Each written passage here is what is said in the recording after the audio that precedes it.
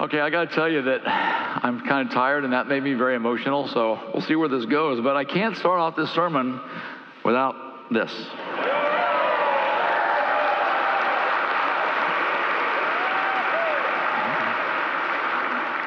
So Reverend Dr. Stu Grant and I were at the game last night. We got home after 1 o'clock in the morning, and then I laid there wide awake for another hour. Anyhow, so I'm not allowed to doze off during the sermon, so if you'll do me a favor, please don't either, okay? Got a deal? I love it. Gotta love these guys. I tell you what, they are all good, godly men, and it's just a pleasure to see people like this coming ahead and winning and doing well, isn't it? All right, so this is my one time during the year that I had the opportunity to stand before you, and I'm so glad to do it. I love our church. I love who we are and what we do. I just love the fact that the love of Christ lives within us, and that we boldly go out and we share that with others around the world. It is Mission Sunday, and I know you realize that because you've seen your bulletin and all the things that were in it. I want you to look at this 4-page insert that's here, and here's what I'm going to ask you to do is, please don't just drop this in the basket on the way out. Please take this section home with you. Ben, look over it while you got it, and then keep it, because there's so many important things in here. One of them is on the inside, all of the local missions things that are coming up and things around the county that we're doing where you can participate and be a part of it. And on the back page, it's all the mission trips for the 2020 that are coming up. And I'm telling you, if you step out of your comfort zone just a little bit and serve here locally or go on a mission trip, I'm telling you, it'll change your life in incredibly wonderful ways, and it'll bless people along the way. So do me a favor and keep that if you would. All right, let's get to this. What I want to talk to you today about is having vision. And having vision. And vision is something we all have. It's kind of our dreams into the future. It's kind of the things we look at and we think what we want to do down the road. And that's who we are and what we do. Visions kind of inspire us. You know, they speak to our heart. They give us direction and help us to think strategically about where we're going and what we're doing. Visions are so important in our lives. They really lead us along the way. But you know, we also have Christian visions. The Christian visions are the ones that God gives us, the visions that we have for what God would want us to do and where he would want us to go, and the things that he would want us to accomplish in his name. Now, you all have met Dr. Edmund Robb, I believe. You met him before, right?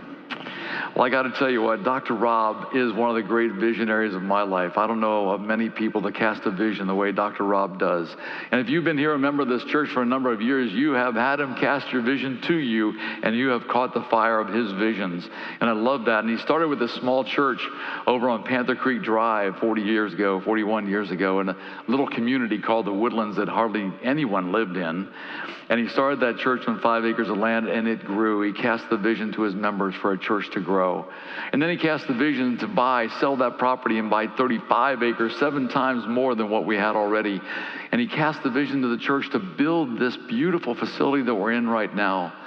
Cast that vision. Then he cast the vision for the Harvest and the Harvest Worship Center, and then for the Loft, and then for the Methodist School, and now for the church at Wood Forest. Dr. Robb is a man who cast vision for our church. I want to tell you, he has another vision as well. He had a vision from the very beginning that his church was not just an inwardly focused church that took care of itself. Dr. Robb's vision was for his church, this church, our church, to be a missions church. A church that looked outside the walls, that didn't just take care of itself, but looked outside the walls to take care of people around us. This has been his vision from the very beginning.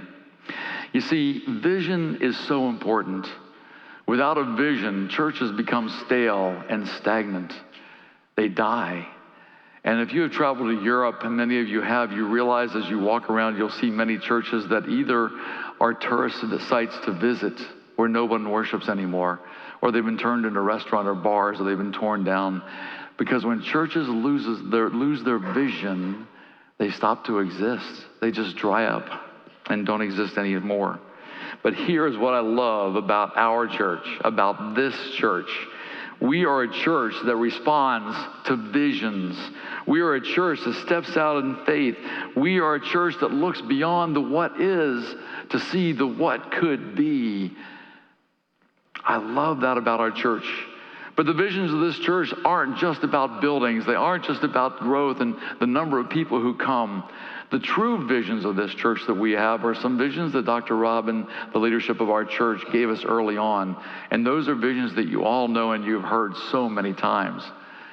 To lead, to win people to Jesus Christ. That means to let people know about Christ who don't know about him yet. To disciple them in their faith. And that means to teach each person who comes to know Christ more about the Bible, more about the Word, so we become stronger in our knowledge and in the way we live our lives in accordance to what God would have us live.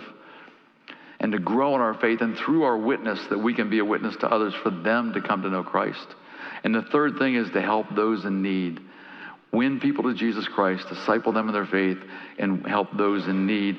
These are the true visions of our church. These are visions that were given to us from God himself. These are the visions that Jesus Christ embodied when he lived here on earth, when he walked around on this earth, when he had compassion and kindness and love for the people around him. When he would go up to the leper and the lame and the poor and the hungry and the blind and those who didn't know God, he loved them, and his compassion was for these things. And the number one thing that he wanted to do was to tell people about the gospel message. He says in the scriptures, "This is why I have come, to spread the good news, to tell people about salvation, forgiveness of sins, and redemption." That's why Christ came. These visions come from Christ. He embodied them when he lived here. They're embodied in the Word of God that you read and that we read in Scripture every week. That's where they're embodied, these same visions. And I want to let you know that in the ministry of our church and the missions ministry, our missions ministry has all three of these visions as well. Many people think that missions is strictly helping the poor and giving food and helping them to not be hungry. And this is a very important part of missions. But I want you to know and I want you to hear that the most important part of missions is to lead people to Christ. That's why Christ came. And it's our first and foremost goal is to lead people to Jesus Christ here and around the world. Our goal is also to disciple them in faith and lead them to know the Bible more deeply so that they can be witnesses to the people around them as well.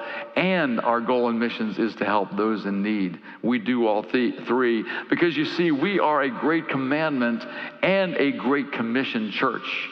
Now, the great commandment is the one that Stu read to you just a few moments ago, where Jesus was asked, what is the greatest commandment of all? And he said, love the Lord your God with all your heart, with all your soul, with all your strength, and with all your mind, and love your neighbor as yourself.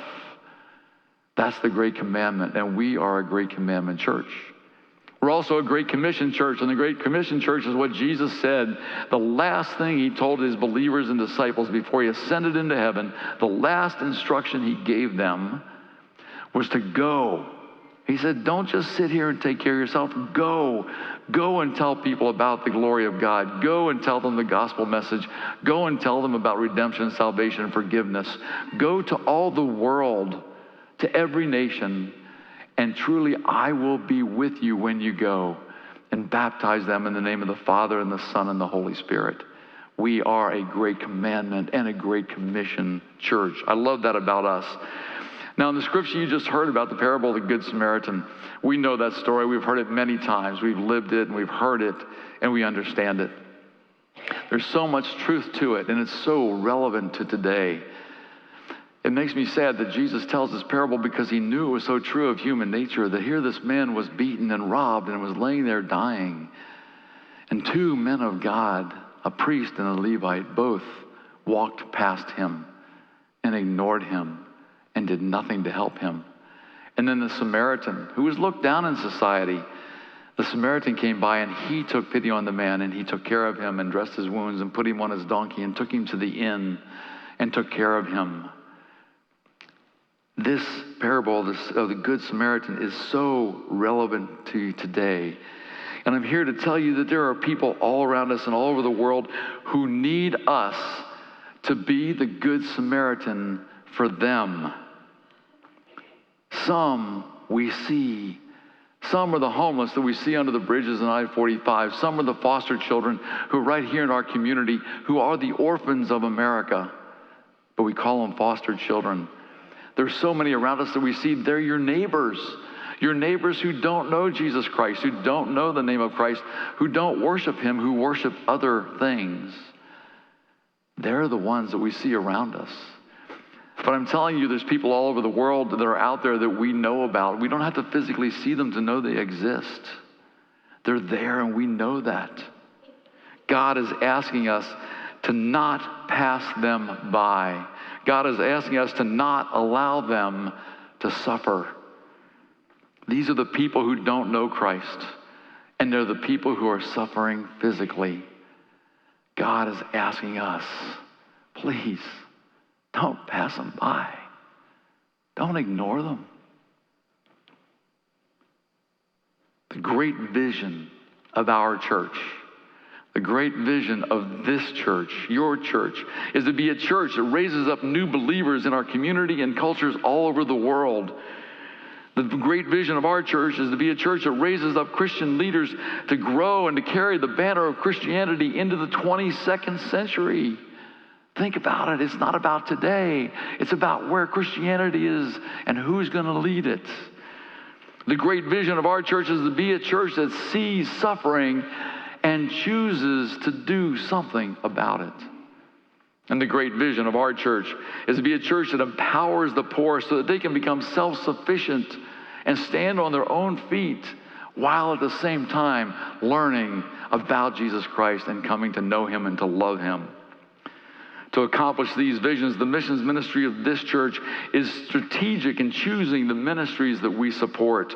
Our missions ministry, we choose organizations that have the same vision. We choose ministries that have the vision of what can be, not just looking at the now, but have a vision for what can be and work towards it. And our missions ministry chooses organizations to support that pursue the visions effectively. And we watch over them, and we vet them and make sure that they're doing what they're claiming they're doing. So let me tell you a few of the ways that we are seeing our vision, the vision of this church, come and become a reality. Let me tell you about some of these. The first vision is to spread the gospel message of Jesus Christ. Now I can tell you, you know that I travel around the world for our church. We take mission teams. I travel and teach in seminars and programs around the world. And I'm going to tell you, when we raise up Christian leaders, I wish you could be with me. I wish you could be in places where people don't know Christ and see the tragic, painful lives that they live without Christ. And then I wish you could see the young people who do know Christ, the adults who come to know Christ, and they have a passion for Christ, and they want others to know Christ, and the passion is so deep within them, they'll do anything to share the message, the gospel of Christ, with their words, with their lives. They'll put their lives in jeopardy and danger in situations where they might be killed or beaten or their families taken, so that others around them will know Christ. I see this, and I see people that don't know Christ, and my heart breaks for them. Here are some examples of how you in this church, how we're reaching people that don't know Christ. One is that we support ministries that broadcast the Christian message through the radio. The radio is still the number one vehicle for communication. Even with the internet and everything, the radio is still the one that reaches more people than anything else. We're also supporting ministries that are putting out their Christian television programming, that are broadcasting over the satellites into people's homes. Through the radio and through the television, hundreds of thousands of people are coming to know Christ that never knew Christ before. These are people that can't walk out of their doors because of government oppression or because another religion is dominant in their culture. And they could be beaten or abused if they ask people. These television and radio reach into their homes, where they can sit in the privacy of their homes and hear the gospel message. And it's effective and it works. And we know it works because these ministries receive tens of thousands of emails every month from people saying, thank you. I've come to know Christ through your television program or through your radio program. We support those ministries. This is what you make possible through your support of our missions ministry. We're also training Christian leaders around the world in countries that you can't believe. We work with an organization called the International Leadership Institute. They put on seminars to teach people the core values of Christianity so those Christian leaders will go out and teach others. Over the past 12 years, they have trained over 268,000 Christian leaders who are given the materials, who then go out and train more, and they go train more. I'm telling you, we're raising up Christian leaders so they can carry this gospel message into the future for us. We're also supporting a ministry that this church started through our specific vision at our church, where we started a ministry where we're training pastors, people who can't afford or will never be able to go to Bible college or seminary. And we put them through a 2-year program, and they become so trained in the Bible and in the scriptures and how to teach and how to preach and how to start churches. They have already, in the last 5 years, started over 7,000 churches that never existed before, that are filled with people who never knew Jesus Christ before. It's a vision from our church. I hope that excites you. We're also supporting over 18 seminaries around the world, and we're scholarshiping some of the students to go to those seminaries so they will be pastors who will have churches for decades to come. And they will raise up more leaders from them. And they're in places like Egypt and Russia, India, China, and Cuba, places like that where the gospel can't be reached with missionaries or other people. This is what you make possible. Here in our community, we support Young Life, and Young Life is working with youth, teenagers, some of them troubled, some of them who just have different ways, some of them might have some addiction, some of them who smoke. They're youth who will not step into a normal church. But the ministry of Young Life works with them, and through Young Life, they're working with them and putting them in an environment where they'll hear the gospel message and they're coming to know Christ. I can't even begin to tell you how powerful this ministry is. Members of our church, their children came to know Christ through Young Life. This is what you make possible. And you, our members, are leading people to Christ through our mission teams and through your service to our local ministries. You are a part of what we're doing at this church. Yes, our vision is to win people to Jesus Christ and to spread the gospel message around the world. Our second vision is to empower those who are suffering. Helping people isn't just handing out food or sending shoes to a village in Africa. This type of aid leaves them hungry tomorrow, or that pair of shoes is stuck in the mud a month later and does nothing to help them out of their suffering. If you are giving funds to organizations that are doing this type of work, then your gift is here today and gone tomorrow. Truly helping people means empowering them to stand on their own feet so that they can have the better life, a better future. If you are investing in ministries that empower those who are suffering, then your gift will live on for a lifetime. I want an example of the great impact that we're having in empowering those who are suffering is our work with orphans. We support ministries with orphans in 10 countries around the world. And these are ministries that are not just feeding them and then giving them a place to sleep and sending them out when they're 18. These are ministries that we have vetted who we know are empowering them. We work with Angel Reach and other ministries right here in our community who are empowering foster kids, many of them live in terrible homes the whole time growing up, and we're working with them to empower them to stand on their own feet and to be able to be productive. One of the ministries we work with most extensively with orphans is called Zoe. And Zoe's a ministry in Africa and India and Guatemala. Zoe works with families like this one you're looking at on the screen.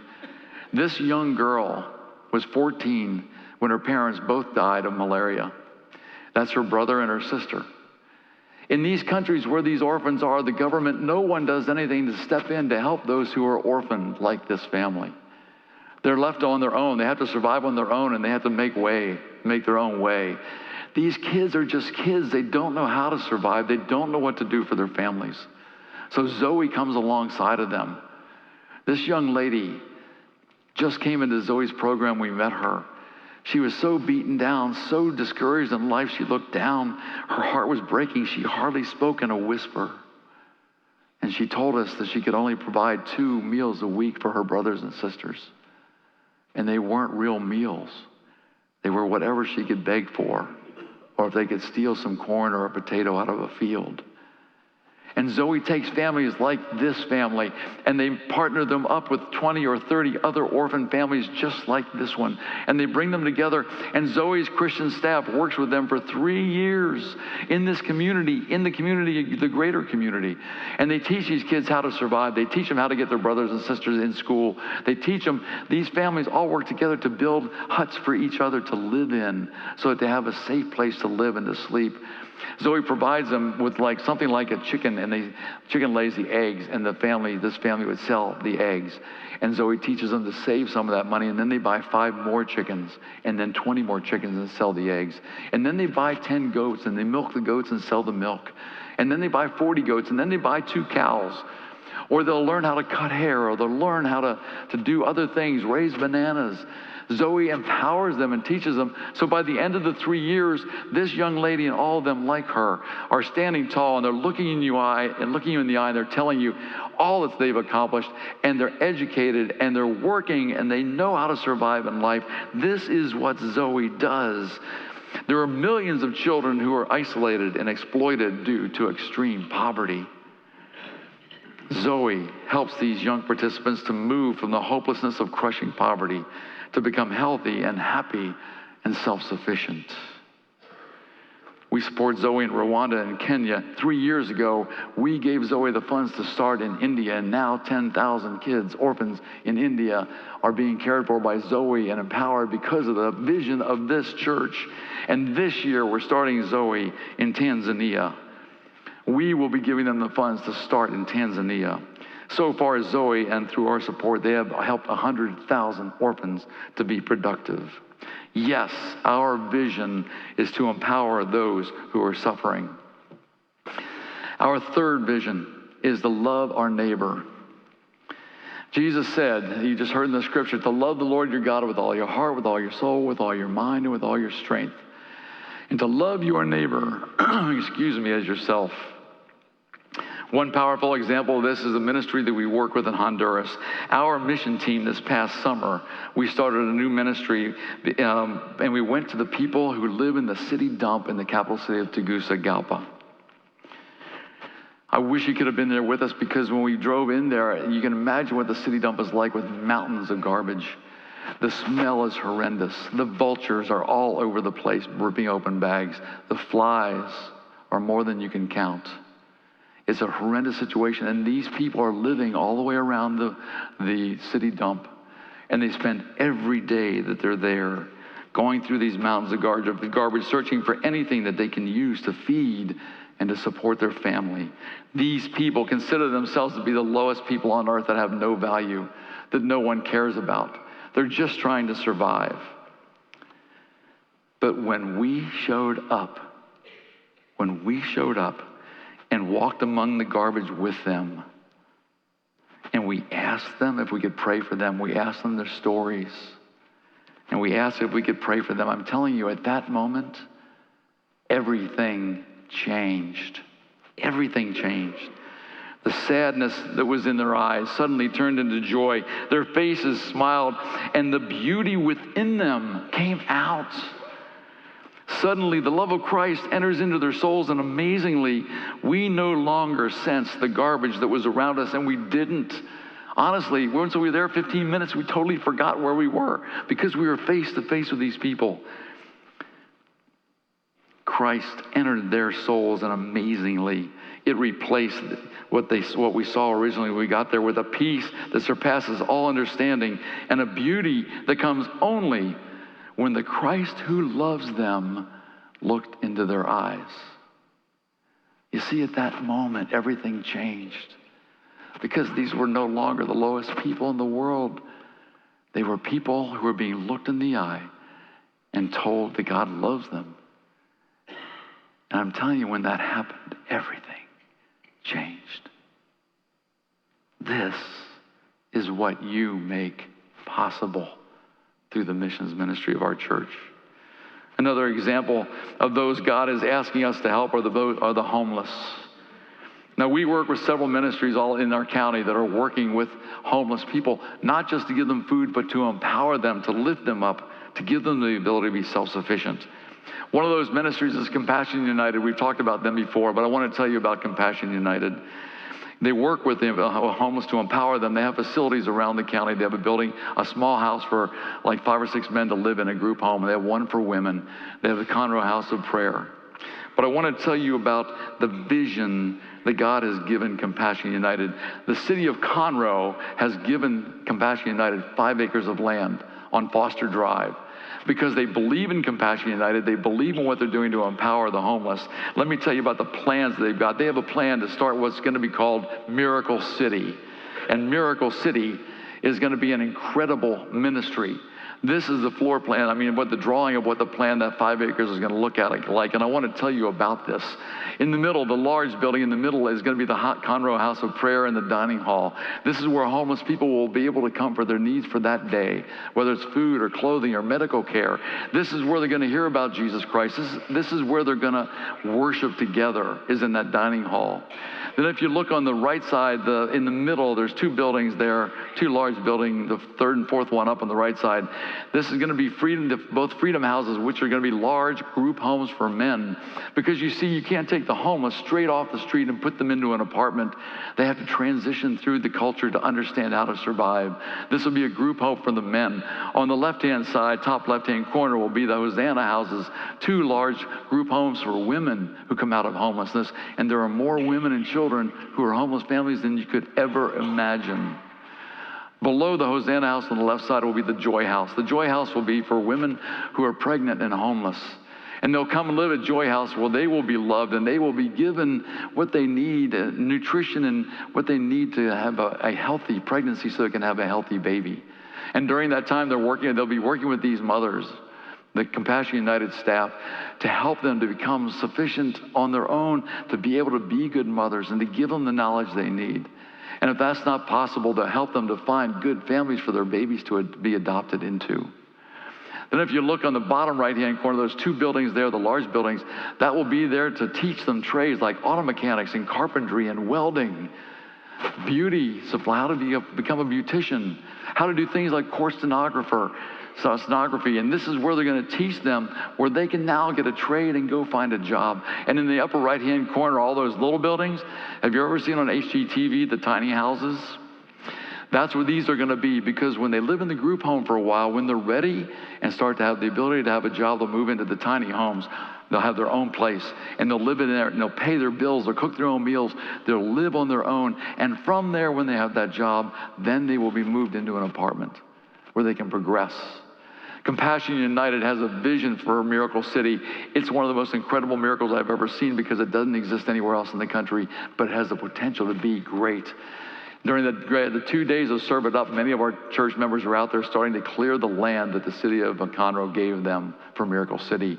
It's about to happen. It's going to take time, but we are a large supporter of Compassion United, and we believe in them. Yes, our vision is to help our neighbor. It's to be a good neighbor. This is what you make possible. God calls all of us to be the agents through whom he blesses the poor, the suffering, and those who don't know Christ. Here's a question for you. Are you alive in Christ and putting his words into practice? Are you participating in what he is asking us to do? Through you, and what you do, and what you do to support this ministry, through you, this church is casting a vision to answer God's call. We are all in. We don't put our toe in the water and stir up the water and expect it to happen. We are all in. We jump in full force. We will not be a church that passes by those who are suffering spiritually and don't know Christ. We are a church that is not ashamed of the gospel message. I want you to hear that loud and clear. We are not ashamed of the gospel message. We are a church that is leading thousands of people to Christ who have never known him before. We are a church that raises up Christian leaders and pastors all over the world, and we are planting churches in places where no churches have ever existed before. Our church, we are a movement that is moving, helping to move Christianity into the decades to come and into the 22nd century.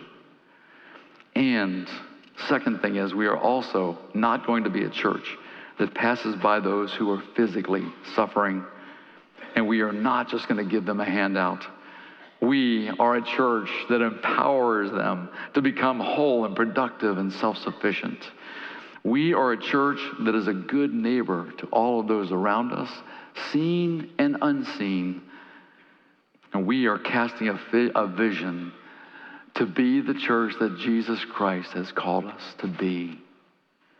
Dr. Tim Tennant is the president of Asbury Theological Seminary. Dr. Tennant tells us in his book, Keeping the Main Thing, he says, the reason God blesses us is so that we might be a blessing to others. He blesses us so that others will come to know him through our lives. He also says God does not just call a few people into ordained ministry and the rest remain uncalled. All of us are called to be a part of this ever-spreading blessing. So here's the deal. I've been telling you about our church, but the deal is that you are the church. You are this church, each of you individually. We can only be this kind of church if you have the vision, if you see the vision, if you participate in it. That means possibly stepping out of your home and going to serve here locally or going on a mission trip. It means giving so that the missions ministry can happen. I want you to take time today, this week. Take time to reflect on all the blessings in your life and to give God thanks. Get on your knees and give him thanks for the blessings in your life, but don't let the prayer end there. Then ask God to show you how you can be a part of this blessing to others. Here's something I want you to hear. In the end, and when I'm talking about in the end, I mean at the end of your personal life. Your greatest work might not be anything that you have done or accomplished. Your greatest work could be all the ways that you enabled others to know Christ and to be empowered to live the life that he meant for them to live. That could be your greatest accomplishment, greater than anybody could ever imagine or see.